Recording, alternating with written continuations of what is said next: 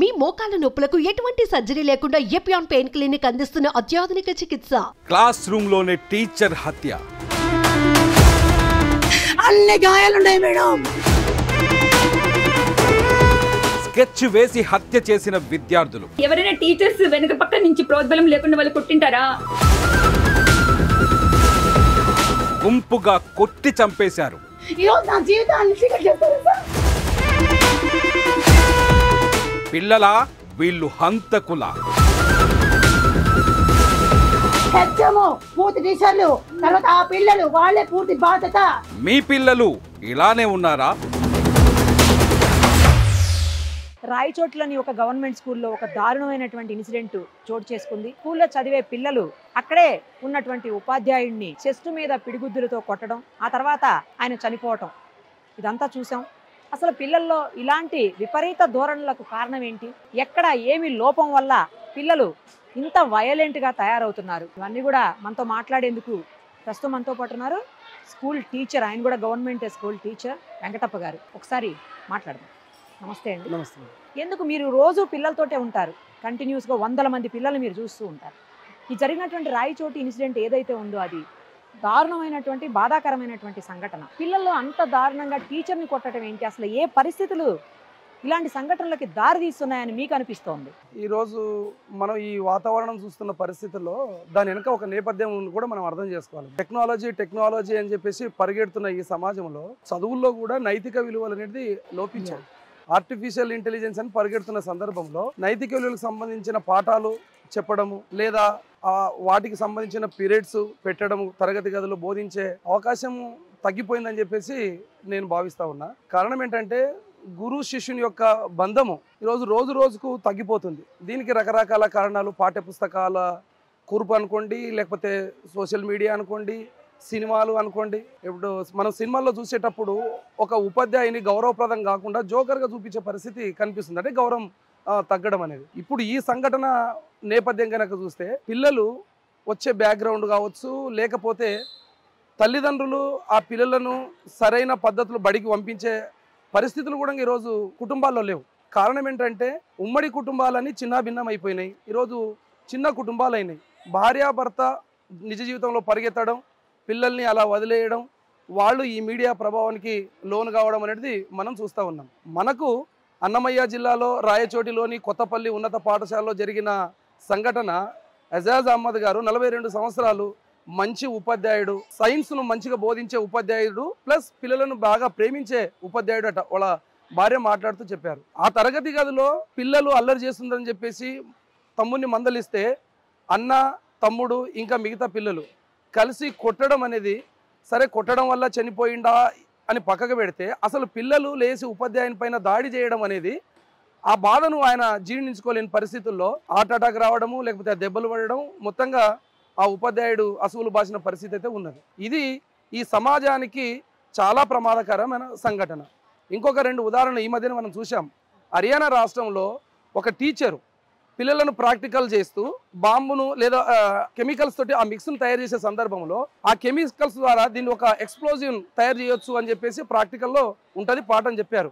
దాన్ని అదే టీచర్ మీద బాంబు తయారు చేసి ఆ టీచరు సీటు కింద పెట్టారు. సీటు కింద పెట్టి వేరే ప్లేస్ నుంచి రిమోట్ కంట్రోల్ తోటి ఆపరేట్ చేశారు. అది పేలింది.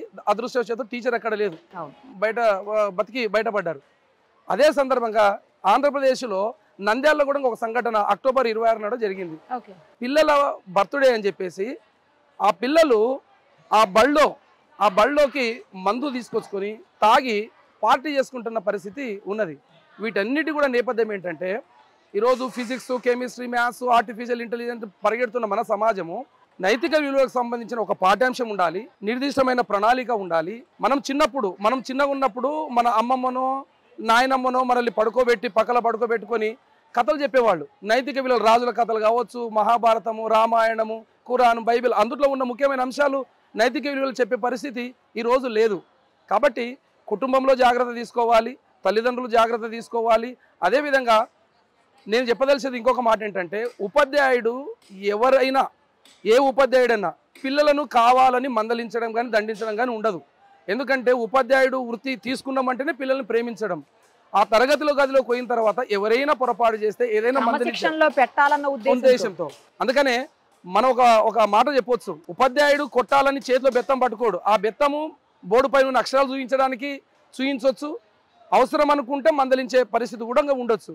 అంటే ఈరోజు ఉపాధ్యాయుని చేతిలో ఆ అక్షరాలను చూపించే బెత్తాన్ని ఎప్పుడైతే తీసేసినారో ఈరోజు అదే లాటి పోలీసుల చేతులకు పోయి ఆ పిల్లలు తప్పు చేసిన పరిస్థితి ఈరోజు కనిపిస్తూ ఉంది. అందుకనే దిశ సంఘటన చూసాం, చిన్న పిల్లలు వాళ్ళకి చదువు అందకపోయి ఉండొచ్చు. అంటే ఆ పిల్లలకు సరైన మార్గం కనుక చూయించకపోతే అటువంటి దిశ సంఘటన లాంటి సంఘటనలు కూడా ఎన్నో జరిగేదానికి ఆస్కారం ఉంటుంది. అందుకని ఏదేమైనా ఈరోజు ఒక పిల్లగాన్ని ఉపాధ్యాయుడు మందలిస్తే కనుక తల్లిదండ్రులు ఉపాధ్యాయుని పైన దాడి చేయడానికి రావడం, లేదా అక్కడ ఉన్న లోకల్ లీడర్స్ రావడం, ఇటువంటి చూస్తే ఉపాధ్యాయుడు ఈరోజు మిన్నకుండిపోయిన పరిస్థితి ఉంది.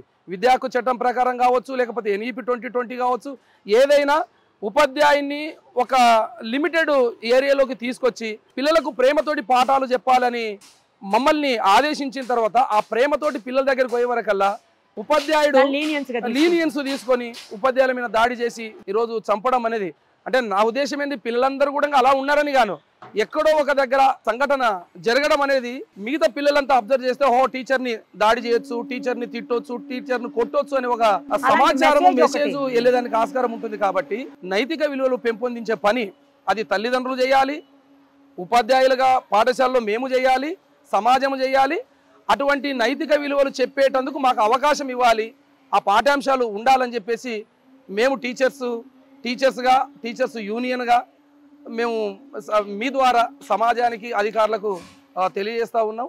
మేము TSUTF రంగారెడ్డి జనరల్ సెక్రటరీగా నేను పోయే ప్రతి మీటింగ్లో కూడా ఆ నైతిక విలువలు ఎలా పెంపొందించాలనే అంశంపైన ఉపాధ్యాయులతో మేము చర్చ కూడా పెడతా ఉంటాం. కాబట్టి ఇటువంటి దురదృష్టకరమైన సంఘటన ఈ సమాజం మొత్తం అందరూ ఖండించాలి. ఎందుకంటే ఉపాధ్యాయుని మీద దాడి అంటే మాతృదేవోభవ, పితృదేవోభవ, ఆచార్య దేవోభవ, తర్వాత స్థానము గురువుదే. కాబట్టి గురువు పాఠశాలను విద్యారంగాన్ని కాపాడుకోవాల్సిన అవసరం ఉంది. కొద్దిగా ఉపాధ్యాయునికి తరగతి గదిలో స్వేచ్ఛ ఇచ్చి పిల్లలకు సభ్య సమాజంలో గౌరవప్రదంగా తిరిగేటందుకు చేసే విధంగా ఉపాధ్యాయునికి అవకాశం కల్పించాలి. ఇటువంటి సంఘటనలు ఎక్కడ జరిగినా కూడా దాన్ని విచారణ చేసి కఠినంగా శిక్షించాలి. ఉపాధ్యాయులను, విద్యారంగాన్ని, సమాజాన్ని కాపాడాలని చెప్పేసి నేను చెప్పదలుచుకున్నాను. చాలా బాగా చెప్పారు sir. Thank you so much. Suman టీవీలో మీ పర్సనల్ అండ్ బిజినెస్ ప్రమోషన్స్ కోసం కింది నెంబర్కి కాంటాక్ట్ చేయండి.